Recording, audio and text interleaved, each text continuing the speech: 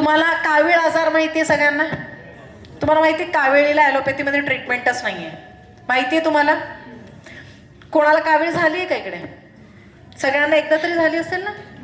हां, मग तुम्ही बघितलं असेल ना, इव्हन ॲलोपॅथीमध्ये सुद्धा ते हिमालयाचं Li52 वगैरे देतात. हां, म्हणजे आयुर्वेदिक, एकंदरीत आयुर्वेदिक मेडिसिन्स देतात. हां, कारण कावीळ हे लिव्हरचा आजार आहे. कावीळ कशाचा आजार आहे?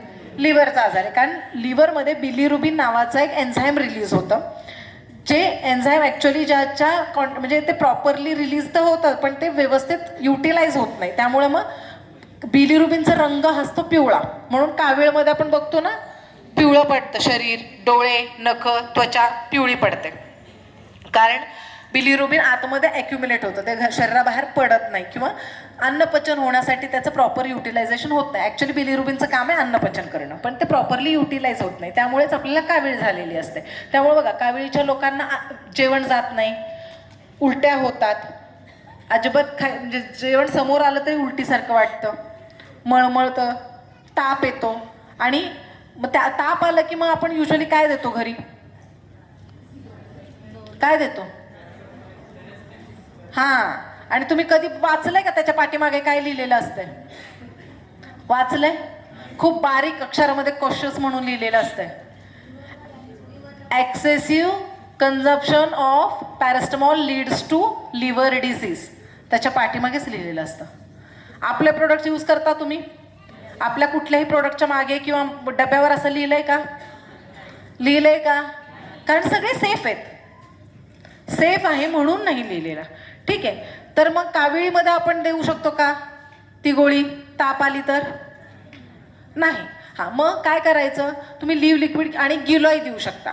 ठीक आहे, तर काविळीमध्ये ज्यांना अपचनाचा त्रास आहे, फॅटी लिव्हर, लिव्हरला सूज आलेली आहे, पित्ताशयामध्ये खडे ऐकून आहात? यस. हां, पित्तामुळेच ॲक्च्युली पित्ताशयामध्ये खडे होतात. म्हणजे तुम्ही जर जेवण वेळेवर केलं नाहीत, खूप वर्षापासून पित्त असेल, तर पुढे जाऊन मग ते पित्ताशयाचे खडे होतात. आणि मग तिथे मग डॉक्टरांकडे गेल्यावर डॉक्टर काय सांगतात? तुम्हाला भरपूर खडे झालेले आहेत, आता पित्ताशयाची पिशवी काढावी लागेल. हां, पण आपण ऑपरेशन न करता त्याला प्रॉपरली ट्रीट करू शकतो. गरज नाही आहे ऑपरेशनची. आपण मेडिसिननेच पित्ताशयामध्ये खडे असतील तर त्याला ट्रीट करू शकतो. त्या कंडिशनमध्ये तुम्ही त्यांना देऊ शकता. कॉम्बिनेशन मी सांगते, हे लिहून घ्या. पित्ताशयाच्या खडे असतील, कावीळ झाली असेल, लिव्हरला सूज आलेली असेल, फॅटी लिव्हर वगैरे आपण म्हणतो ना, त्या कंडिशनमध्ये, किंवा हेपॅटोमेगॅली, या कंडिशन्समध्ये काय द्यायचं? अविपत्तिकर चूर्णवटी, लिव्ह लिक्विड 10 ml 2 वेळा, जेवणानंतर किंवा जेवणाआधीही लिव्ह लिक्विड दिलं तरी चालेल. गिलॉय टॅबलेट 2 टॅबलेट दिवसातून 3 वेळा. अशा कंडिशनमध्ये गिलॉय टॅबलेट 2 टॅबलेट दिवसातून 3 वेळा.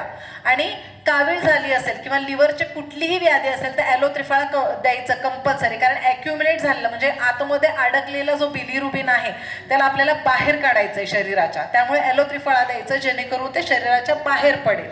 साचलेलं पित्त असेल किंवा बिलिरुबिन असेल. आणि लक्षात, याच्या व्यतिरिक्त काही लिव्हरचे व्याधी असतात. तुम्ही ऐकून आहात नाही मला माहीत नाही, लिव्हर डॅमेज तरी ऐकून असाल. ठीक आहे, सिम्पल लँग्वेजमध्ये सांगायला गेलं तर लिव्हर डॅमेज, मेडिकल टर्म्स आहेत ह्याला. लिव्हर सिरोसिस किंवा लिव्हर पॅरेन्कायमल डिझीज, हां, हे मेडिकल टर्म्स आहेत. तुम्हाला सिम्पल लँग्वेजमध्ये सांगायचं गेलं तर लिव्हर डॅमेज ह्या कंडिशनमध्ये काय होतं की लिव्हर सेल्स कम्प्लिटली डॅमेज झालेले असतात. लिव्हर शरीरातला सर्वात मोठा अवयव, मी मगाशीच तुम्हाला दाखवलं, हे बघा.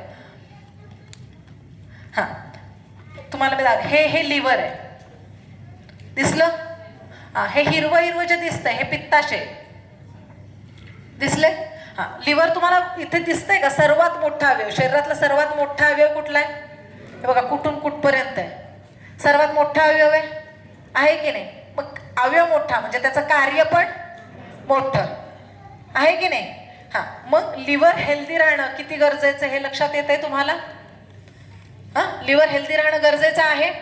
हां, तर मग जेव्हा लिव्हर सेल्स डॅमेज होतात तेव्हा त्या व्यक्तीमध्ये काय काय प्रॉब्लेम्स होत असतील? काय काय त्रास होत असेल? जेवण न जाणं पहिलं तर, किंवा खाल्लेलं अन्न पचत नाही.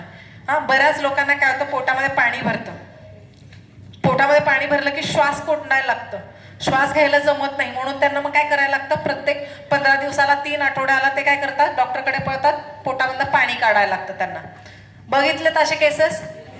हां, तर अशा कंडिशन्समध्ये सुद्धा तुम्ही लिव्ह लिक्विड किंवा मगाशी मी जे तुम्हाला ट्रीटमेंट प्रोसेस सांगितलं ते ट्रीटमेंट देऊ शकता. काय काय सांगितलं मी? अविपत्तिकर चूर्णवटी, लिव्ह लिक्विड, गिलॉय, पुनर्नव गुगुळ. ह्याच्यामध्ये लिव्हर डॅमेजच्या कंडिशनमध्ये तुम्ही त्यांना देऊ शकता पुनर्नव गुगुळू, ॲलो त्रिफळा, ह्या सगळे मेडिसिन्स तुम्ही देऊ शकता. लिव्हर डॅमेजचे केसेस खूप छान आपण रिकवर केलेत आणि मी प्राऊडली सांगते, आपण लिव्हर डॅमेजचे पेशंट ज्यांचे इनफॅक्ट लिव्हर ट्रान्सप्लांट सुद्धा डॉक्टरांनी सांगितले होते, असे पेशंट्स आपण सक्सेसफुली रिकवर. तर आपण करू शकतो, पण त्याला अजून एक कंडिशन आहे. औषधं तर आपण दिले आणि आपल्याला माहिती आहे आपल्या औषधं बेस्ट आहेत. डाऊट आहे काही कोणाला? बेस्ट आहेत आपले मेडिसिन्स, नो डाऊट. हां, पण अट काय आहे? पथ्य पाळलं पाहिजे. अट काय आहे? पथ्य पाळलं पाहिजे. कारण लिव्हर हे फार हॉरिबल कंडिशन आहे. लोकांना वाटतं की फक्त दारू पिल्याने लिव्हर खराब होतो. वाटतं ना आपल्याला, अरे आम्ही तर दारू पितो मग आमचे कसे लिव्हर खराब झाले. असे माझ्याकडे भरपूर पेशंट आले. तर कशामुळे होतं? Excessive consumption of certain medicines, म्हणजे काही औषधांच्या अति सेवनामुळे सुद्धा लिव्हर डॅमेज होतो. हां, टीबीचे पेशंट्समध्ये तुम्ही बघितलं असेल, ज्यांना टीबीच्या गोळ्या चालू असतात त्यांचे डॉक्टर त्यांचे प्रत्येक महिन्याला लिव्हर फंक्शन टेस्ट करतात, कारण त्यांची गरज तर आहे. टीबी कारण खूप भयानक आजार आहे. काही वर्षांपूर्वी टीबीला जेव्हा इलाज नव्हता, बरेच लोक टीबीने मेलेत. त्यामुळे इंडियन जेव्हा हेल्थ असोसिएशन आहे त्यांनी एक प्रोग्राम केला. त्या प्रोग्रामच्या मुळे आपल्याला टीबीच्या गोळ्या हे मोफत सरकारी दवाखान्यात मिळतात. त्याची गरज आपल्या शरीराला आहे, आपण त्या गोष्टी नाही टाळू शकत. पण आपण लिव्हर डॅमेज टाळू शकतो. त्या औषधांमुळे ज्या आपल्या शरीराला त्रास होऊ शकतो त्या त्रास आपण अवॉइड करू शकतो की नाही? हां, आता आपण टीबीमुळे जे फुफ्फुसांना त्रास होतो ते अवॉइड करण्यासाठी आपण ते मेडिसिन्स घेतो. हां, जीवसाठी आपण टीबीच्या औषधं तर घेतो, पण आता त्याच्या लिव्हर डॅमेज होऊ शकतं. हां, त्यालाही आहे.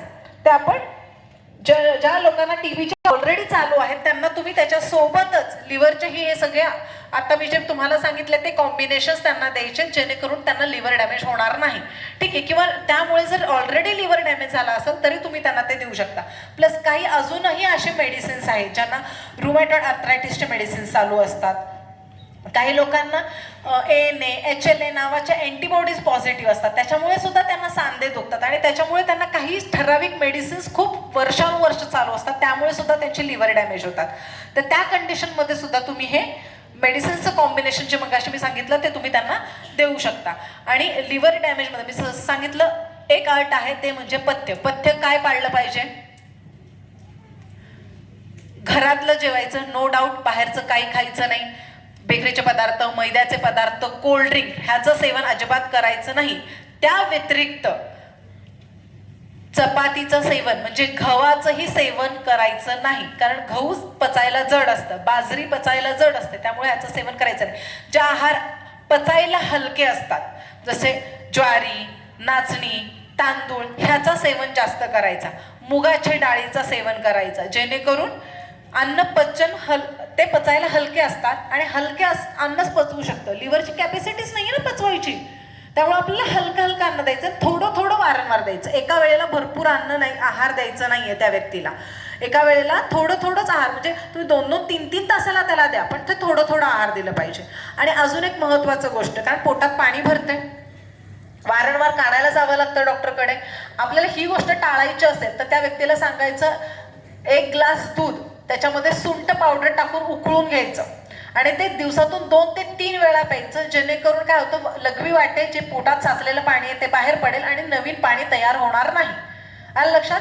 सुंठ पावडर दुधात उकळून दिवसातून 2 ते 3 वेळा 1-1 ग्लास दूध पिल्याने पोटात साचलेलं पाणी कमी होतं.